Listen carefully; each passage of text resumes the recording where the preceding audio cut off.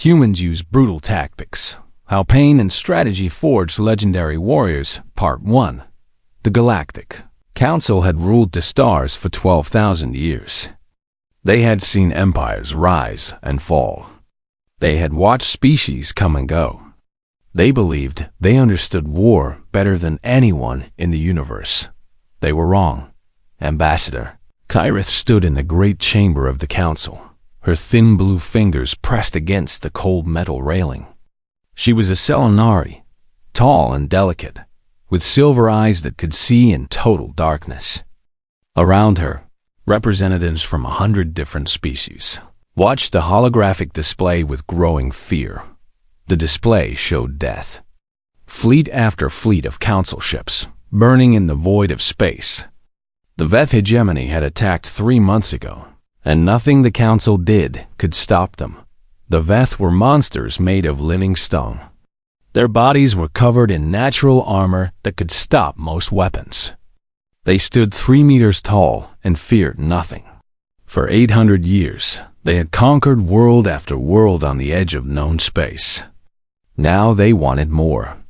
"We have lost 17 systems," said High Chancellor Morath, his voice heavy with despair. He was an old creature, covered in green scales, and he had led the council for 2 centuries. "Our fleets cannot match them in direct combat. Their armor is too strong. Their ships are too fast." The chamber fell silent. No one had an answer. Then a young delegate from the Keth Collective spoke up. "What about the humans?" The silence grew deeper. Colder.ky single quotes ETH felt a chill run through her body. She had heard stories about humans. Everyone had. They were a young species from a small blue world on the far edge of the galaxy. The council had found them 300 years ago and immediately placed them under quarantine. The official reason was protective isolation. The truth was simpler. The other species were afraid of them. Humans looked weak. They had no natural armor, no claws, no venom. They could not see in the dark or breathe underwater. By all logic, they should have been prey animals, but they were not. The humans had done something that no other species in recorded history had ever done. They had spent 10,000 years fighting themselves. War after war after war, each one more terrible than the last. They had invented weapons that could destroy entire cities in seconds. They had created poisons that could kill millions. They had turned their own world into a graveyard more times than anyone could count. And yet they survived. They always survived. "The humans are too dangerous," said Chancellor Morath. "We agreed long ago to keep them contained." "The Veth are also dangerous," the young delegate replied. "And they are here now. The humans are just a possibility. The Veth are a certainty." The debate went on for hours. In the end, fear of the present defeated fear of the future. The council voted to contact humanity. Kyrith was chosen to deliver the message. She traveled to the human home system in a fast diplomatic ship. As she approached their world, she saw something that made her blood turn cold. The space around Earth was filled with weapons. Satellites bristling with missiles. Stations armed with weapons that the Council had banned centuries ago. Mines floating in carefully planned patterns. The humans were ready for war. They had been ready for 300 years. Her ship landed in a human city called Geneva. A delegation was waiting for her on the landing pad. At their head stood a woman with gray hair and calm, dark eyes. She wore a simple uniform with no decorations. "I am Admiral Chun Wei-Lin," the woman said. "We have been expecting you." Kyrith tried to hide her surprise. "How did you know we would come?" Admiral Chun smiled. It was a small smile, polite and controlled, but Kyrith saw something behind it. Something old and patient and very, very dangerous. "We've been watching the war," Chun said. "We knew you would run out of options eventually. Please, come with me. We have much to discuss." They walked through the human city. Kyrith noticed things that disturbed her. The humans kept animals with sharp teeth as companions. They consumed drinks that contained poisons and seemed to enjoy them. They smiled at strangers, showing their teeth, and no one ran away. In the council species, showing teeth was a threat. Here, it was a greeting. Admiral Chun led her to a simple room with a table and chairs. There were no decorations, no symbols of power. Just plain walls and harsh light. "You want us to fight the Veth," Chun said as they sat down. It was not a question. "Yes," Kyrith admitted. "Our forces cannot defeat them. We need help." "You need our methods," Chun corrected. "You need the things we learned during our dark years. The things that made you afraid of us." Kyrith said nothing. There was nothing to say. "We will help you," Chun continued. "But you should understand something first. We do not fight the way other species fight. We do not believe in fair combat or honorable war. Those are luxuries that we could never afford. What do you believe in?" Admiral Chun leaned forward. Her eyes were cold and steady, like stones at the bottom of a frozen river. "Victory," she said. "At any cost. Through any means. We will find every weakness your enemy has. We will exploit every fear, every doubt, every crack in their armor. We will break them in ways they cannot imagine, in ways they have no defense against." She paused. "When we are done, the Veth will not just be defeated. They will be shattered. They will wake up screaming for generations. Are you prepared for that?" Kyrith thought about the burning fleets, the conquered worlds, the millions already dead. "Yes," she said. "We are prepared." Admiral Chun smiled again. This time, Kyrith did not try to hide her fear. "Then let us begin." Part 2, 3 months passed. The Galactic Council watched and waited. They had given the humans everything they asked for. Maps of Veth territory, samples of Veth biology, records of Veth culture, religion, and history. In return, the humans asked for something strange. They did not want warships or heavy weapons. They wanted small, fast transports. They wanted local plants and animals from the worlds the Veth had conquered. They wanted recording equipment and communication jammers. Chancellor Morith did not understand. "Where are your armies?" he demanded. "Where are your weapons?" Admiral Chun just smiled. "We are the weapons," she said. The first human force arrived at Kelith Prime, a jungle world that the Veth had occupied for 6 weeks. Colonel Marcus Okonkwo led 1,000 soldiers into the thick green forests and disappeared. Kyrith was assigned to observe from orbit. For 4 days, she saw nothing. The Veth garrison reported no contact with enemy forces. Their patrols found no tracks, no camps, no sign that anyone was there at all. On the 5th day, Veth soldiers started dying. It did not happen in battle. There was no battle. Instead, soldiers began to fall sick with a strange fungal infection. The fungus was native to Kelith Prime and had always been harmless to the Veth. But somehow, it had changed. It found its way through the cracks in their stone armor. It grew inside their bodies. The sick soldiers screamed for days before they died. The Veth commanders were confused. This was not war as they knew it. They sent out patrols to find the enemy, but the patrols never came back. Search parties found their bodies days later, arranged in strange patterns that seemed to mean something terrible, but meant nothing at all. Supplies began to disappear. Food stores were poisoned. Water sources were contaminated. The Veth had enough supplies to last for months, but they did not know that. The humans made sure they did not know. At night, sounds came from the jungle. Low sounds that the Veth could barely hear, but could not ignore. The sounds did not let them sleep. They did not let them think. After a week, the Veth soldiers were exhausted and jumping at shadows. Then the humans began taking prisoners. Kyrith learned what happened next from intercepted communications. The humans would capture a Veth soldier, hold them for one day, and then release them. They did not torture their prisoners. They did not harm them at all. Instead, they talked to them. The humans had studied Veth psychology with terrifying focus. They knew that the Veth had no concept of fear as other species understood it. Their stone bodies made them nearly immune to physical pain. But they had one great weakness: contamination. The Veth believed that impurity could spread from one being to another. Disease, madness, spiritual corruption. These things could pass through touch, through breath, through mere proximity.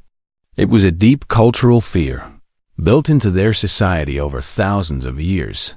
The humans exploited this fear without mercy. Released prisoners told stories of what they had seen.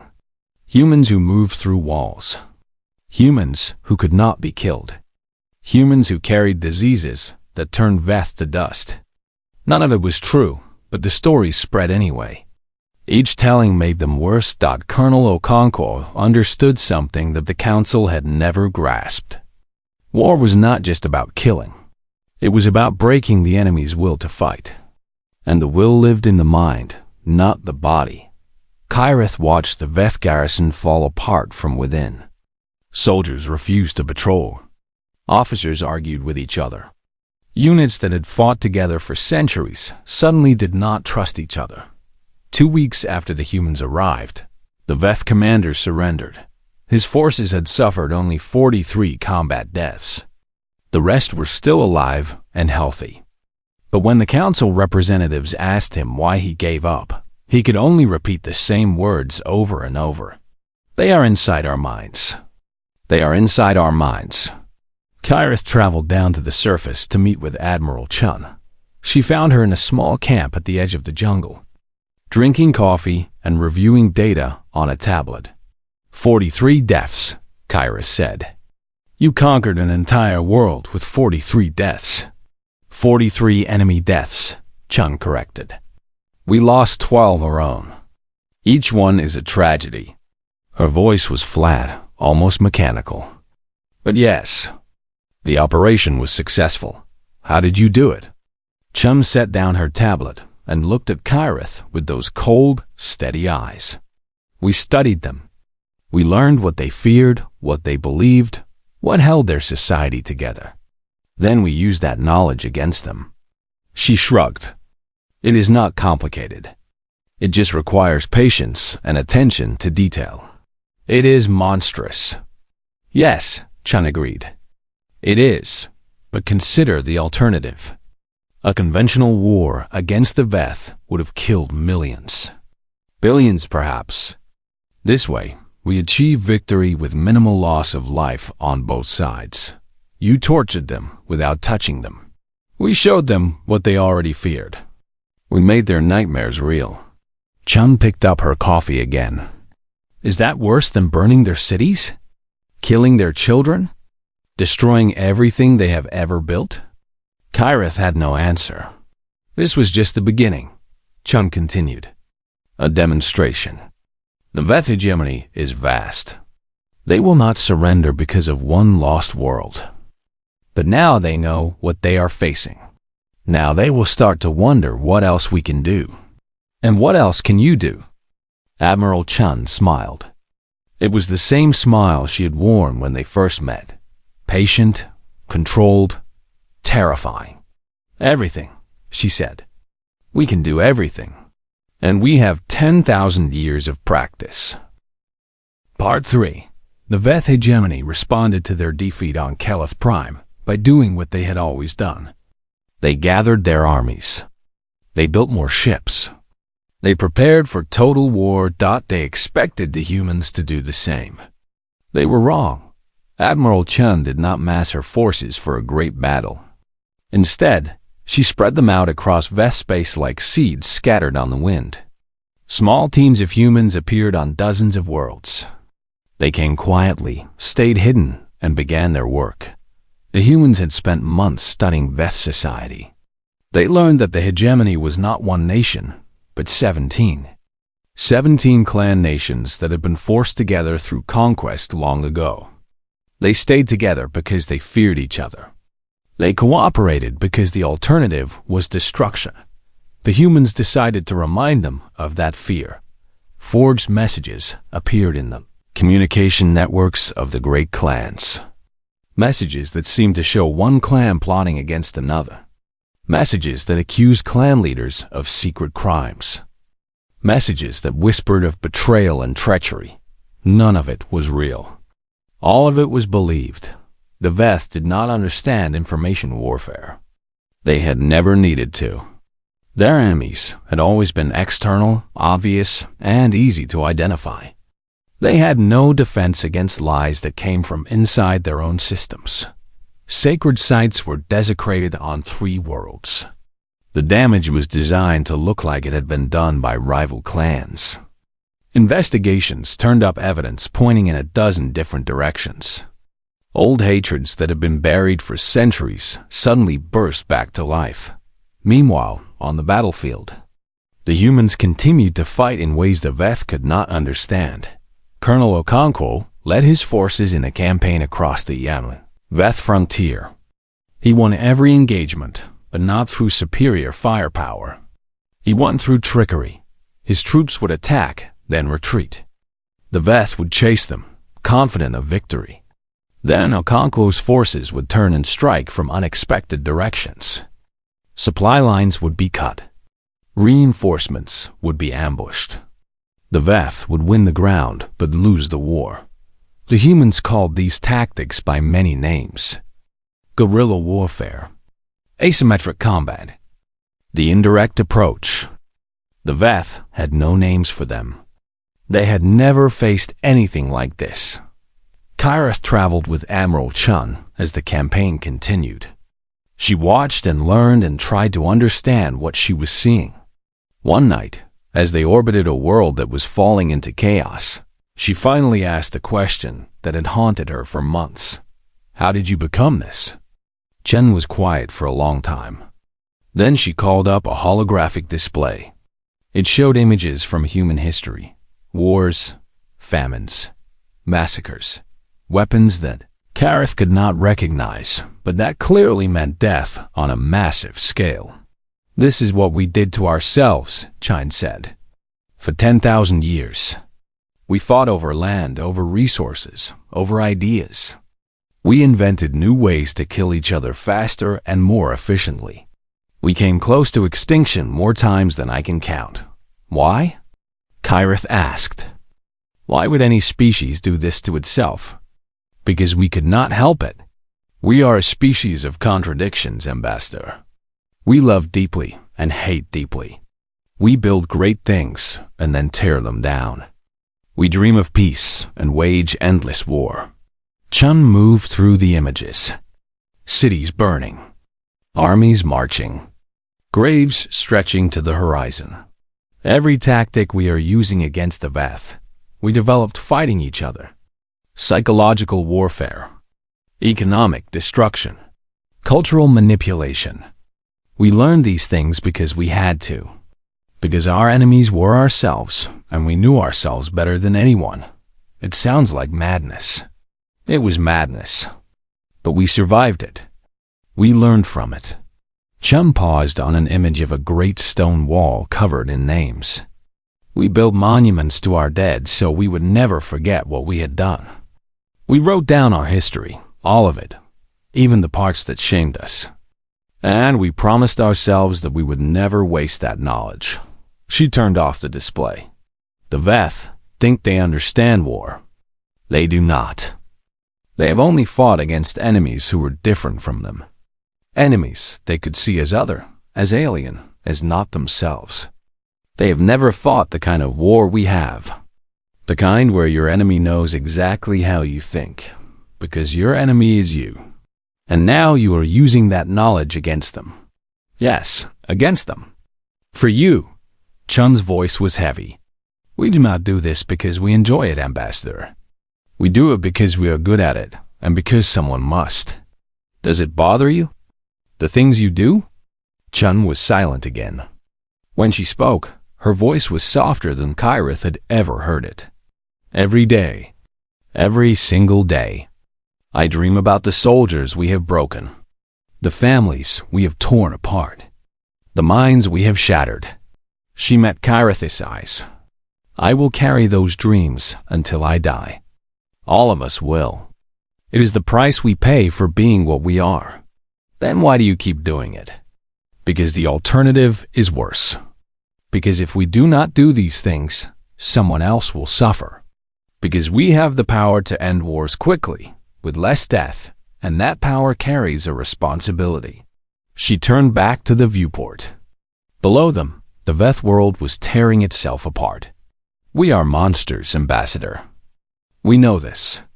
We accept it. But we choose to be monsters who protect rather than destroy. Monsters who heal after we hurt.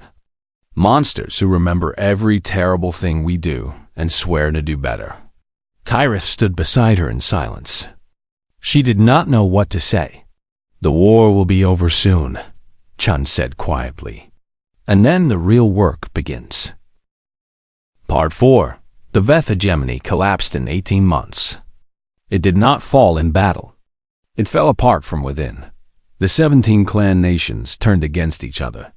Old alliances shattered. New wars erupted. The central government, weakened by human operations and internal betrayal, was overthrown by its own generals. When the end came, it came quickly. The last Veth High Commander sent a message to Admiral Chun asking for terms of surrender. He was the 5th High Commander in 6 months. The others had been killed by their own people. The Galactic Council celebrated. They had won. The threat that had kept them awake at night was gone. Representatives from 100 species gathered to congratulate themselves and plan for the future, but the humans did not celebrate. They were already moving. Kyrith traveled with Admiral Chun to the Veth homeworld. She expected to find a military occupation. Armed soldiers. Checkpoints and prisons. The things that conquerors always brought. Instead, she found doctors. Human medical teams were everywhere. They treated wounded Veth soldiers without asking which clan they belonged to. They brought food to hungry cities. They repaired infrastructure that had been damaged in the fighting.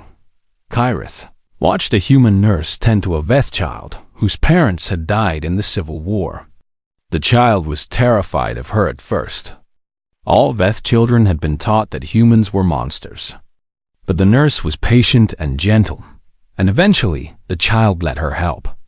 I do not understand, Kyrith said to Admiral Chun. You broke them.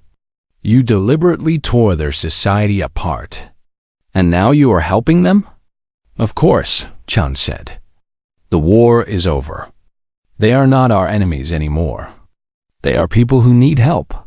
But the things you did to them were necessary to end the war quickly. Every day the war continued. More people died. Our methods were terrible, but they saved lives in the end. Chun watched the medical teams work. Now we must help them heal. That is also our responsibility. The council did not ask you to do this. No, they did not. Chun's voice was calm. The council wants to punish the Veth. They want reparations and territory, and guarantees that the hegemony will never threaten them again. They do not care about the Veth people themselves. And you do? Yes, because we understand what it is like to break and rebuild. We have done it many times ourselves. Over the following months, Kyrith watched the humans work. They did not just provide aid. They helped the Veth understand what had happened to them. Human counselors worked with Veth communities, helping them process the trauma of the war and the collapse of their society. Some Veth hated the humans for what they had done. That was expected. The humans accepted their anger without complaint. They did not make excuses or try to defend themselves. They simply acknowledged the harm and continued helping. Other Veth were grateful. They had lived under the hegemony's brutal rule for centuries. The human intervention, terrible as it was, had freed them from that tyranny. These Veth began to see the humans differently, Slowly, painfully, Veth society began to rebuild. Not as a single empire, but as a collection of independent nations. The humans helped them write new laws and create new institutions. They taught them about democracy and civil rights. They shared the lessons of their own history, including all the times they had failed. Kyrith returned to the Galactic Council to deliver her report. The chamber was full of nervous delegates. They had heard rumors about what the humans were doing on the Veth worlds. Many of them were afraid. The humans have not conquered the Veth, Kyrith told them. They have not enslaved them or stripped their worlds of resources. They are helping them rebuild. The delegates murmured in confusion. This was not what they had expected. Why? Chancellor Morath asked. After everything that happened, why would they help their enemies? Because that is who they are, Kyrith said. They are capable of terrible things. I have seen it with my own eyes. But they do not do terrible things for their own sake. They do them when they must, and then they work to heal the damage. She thought about Admiral Chun, about the cold calculation in her eyes when she planned the destruction of the hegemony, about the genuine compassion in her voice when she spoke of helping the Veth rebuild. The humans are not monsters, Kyrith continued. Or rather, they are monsters who have chosen to be something more. They carry the weight of their history with them. All the wars, all the suffering, all the terrible things they have done to each other. And they use that weight to help others, to protect others. Can we trust them? Someone asked. Kyrith considered the question carefully. I do not know, she admitted. But I know that I trust them more than I trust any other species in this council. Because they know what they are capable of. They do not pretend to be innocent or pure. They simply try, every day, to be better than they were. The debate continued for many hours. In the end, the council voted to lift the quarantine on humanity. The humans were welcomed into the galactic community as full members. Admiral Chun was not present for the vote. She was still on the Veth homeworld, overseeing the reconstruction. When Kyrith contacted her with the news, Chun just nodded. Good, she said. Now we can really begin to help.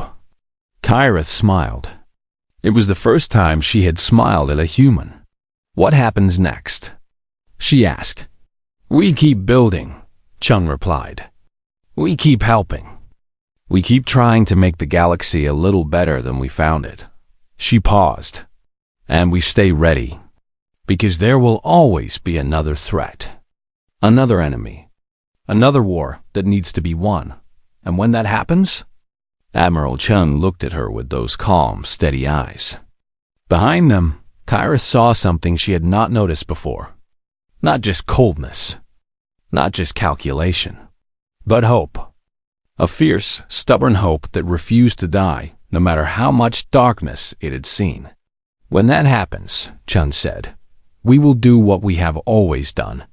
We will fight. We will win. And then we will help rebuild. Kyrith believed her.